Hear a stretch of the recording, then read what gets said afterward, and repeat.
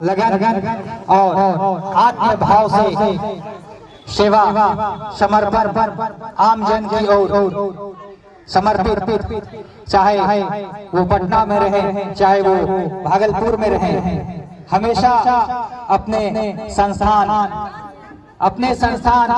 मतलब क्षेत्र का विकास, महिलाओं को प्रेरणा उत्थान में अपनी अहम भूमिका प्रदान करने में अनीता जी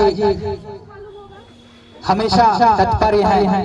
मैं इस विद्या समाज सेवा फाउंडेशन तथा अनीता जी का आभार प्रकट करता हूं, जो आप अपने जीवन का एंजॉय को छोड़कर अपने जन परिवार की सेवा में नहीं लगकर समाज के सेवा में, समाज के लिए काम करने में सदैव तत्पर, हर कार्यक्रम को व्यवस्थित रूप से संचालित कर उसको संपन्न कराना।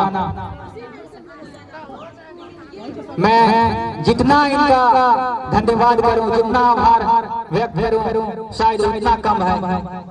अंत में मैं ईश्वर से यही प्रार्थना करूंगा कि ईश्वर इनको सफल जीवन, स्वास्थ्य, समृद्धि, इनके घर में शांति का वास हो और निरंतर इनका ये समाज का कार्य, क्षेत्र का विकास का कार्य चलता रहे। सबसे बड़ी बात है, ना ही ये इनका कोई ख्वाहिश है कि भविष्य में चुनाव लड़ना है, किसी को विधायक बनना है, किसी को सांसद बनना है। लोग विधायक सांसद बनने के लिए क्षेत्र में उतर जाते हैं और एक समाज सेवी का नाम लेके समाज में काम करते हैं, लेकिन इनका ऐसा कोई स्वार्थ नहीं है। इनको ना विधायक बनना है ना सांसद बनना है। अनीता जी ही बनकर अपने विद्या समाज सेवा फाउंडेशन नामक संस्था से क्षेत्र में कार्य करती रहेंगी।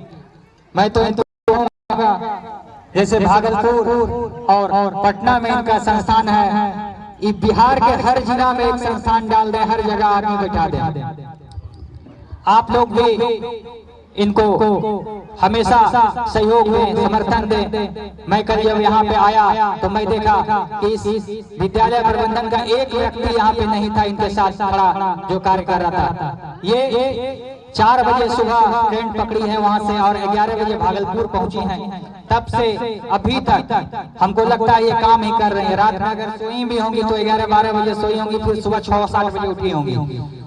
तो कोई भी व्यक्ति अगर थोड़ा सा काम करता है तो मन में हो जाता है कि बहुत काम कर लिया, लेकिन पटना में भी कार्य कर रही, भागलपुर पहुंचते ही एक अकेला इंसान इस कार्यक्रम को संचालित किया और भी महिला होके हर चीज का व्यवस्था, टेंट का व्यवस्था, भोजन का व्यवस्था, फूल माला का व्यवस्था, पोटिकों का व्यवस्था, दीप का व्यवस्था, एक इंसान। तो मैं सभी से अनुरोध करूंगा, लोगों में जितना ताकत है जोरदार तालियों से इनका धन्यवाद देंगे और खड़ा होकर अभिवादन करेंगे। खड़ा होइए आप लोग भी, बच्चा तुम भी खड़ा होकर इनका अभिवादन करेंगे। अनीता जी तो हम लोग से उम्र में काफी बड़ी है, हम लोगों की माता की सम्मान है। मैं इनसे यही निवेदन करूंगा कि जैसे आप सबों पे अपना ध्यान रखते हैं, केंद्रित करते हैं, सबों को साथ लेके समाज को आगे बढ़ाते हैं, हम लोगों पे भी अपनी असीम कृपा, अपना आशीर्वाद हम बनाए रखें। आज आपने अपने संस्थान में मुझे दिया, इस काम को करने में आपके द्वारा प्राप्त हुआ, मैं बहुत आभार करता हूँ। परिवार का हुए तमाम अतिथिगण का विशेष आभार। दैनिक जागरण के बड़े संपादक आदरणीय दिलीप शुक्ला जी का, जो अपना बहुमूल्य समय निकाल के हमारे बीच अभी तक उपस्थित हैं। आभार प्रकट करता हूँ यहाँ पे मातृशक्ति का, युवा साथी का, तमाम इस क्षेत्र के क्षेत्रवासी का। एक बार जोरदार ताली श्री विद्या समाज सेवा फाउंडेशन के लिए। अंत में मैं धन्यवाद ज्ञापन के लिए अनीता जी से अनुरोध करूंगा कि वो अपने मुखबिंदु से हम लोगों को आशीर्वचन प्रदान कर कार्यक्रम को विराम दें। सबसे पहले नील जी का बहुत बहुत धन्यवाद और वर्षा का भी मेरा बहुत बहुत धन्यवाद। हमारे जितने भी टीचर हैं, कंप्यूटर सर आप आ जाइए, आपको भी आना है। और सभी बच्चों का, ये बच्चे हैं हमारे, और आज नहीं कल नहीं बिहार के भविष्य हैं, और हमारी ये धरोहर है जो कि हम इसको बचाने की कोशिश करते हैं।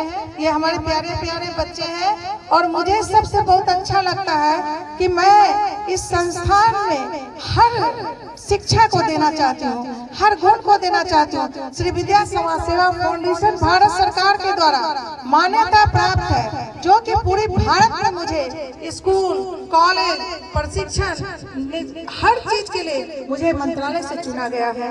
और मैं चाहती हूँ कि भागलपुर में एक ही नहीं रहे, पूरा क्षेत्र इन बच्चों को कार्य मिले, रोजगार, महिलाओं को रोजगार मिले। कम से कम सिलाई सीखकर वो अपने बच्चों का तो कपड़ा सिल सकती है, पार्लर ट्रेनिंग लेकर दुकान खोल सकती है, और इसका सर्टिफिकेट वैलिड है तो लगा सकती हैं। सबसे ये बड़ी बात है कि महिलाएं अपने आप में आत्मनिर्भर बन सकती हैं, क्योंकि देखिए आज के जमाने में हम दो और हमारे दो।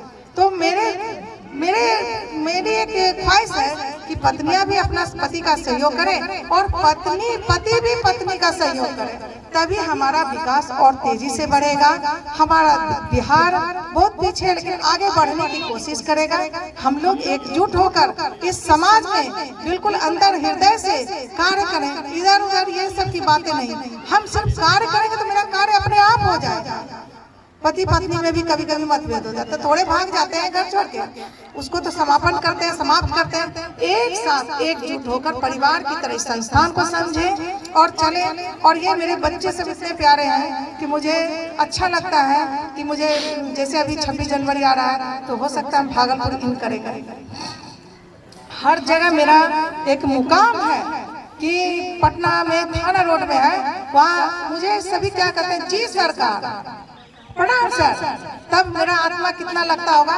IPS सर, विकास वैभव सर, जो कि लेट्स इंस्पायर बिहार के लिए हम हर समय सर के साथ खड़े रहते हैं, और सर इतना सहानुभूति देते हैं। अभी सर है नहीं तो आ जाते तो आप लोग को खुशी हो जाता कि भाई आए हैं, तो वो नहीं आ पाए क्योंकि दिल्ली में मीटिंग था और इस वजह से नहीं आ पाए। लेकिन सर का सहयोग हर समय रहता है कि अनीता आगे बढ़े, प्लेन की तरह आगे बढ़े। हम पूरी तरह से आगे बढ़ जाएंगे। जब आप आगे बढ़ाएंगे तब ना महिलाओं को रोजगार कैसे मिलेगा जब आप सीखेंगे तभी ना होगा।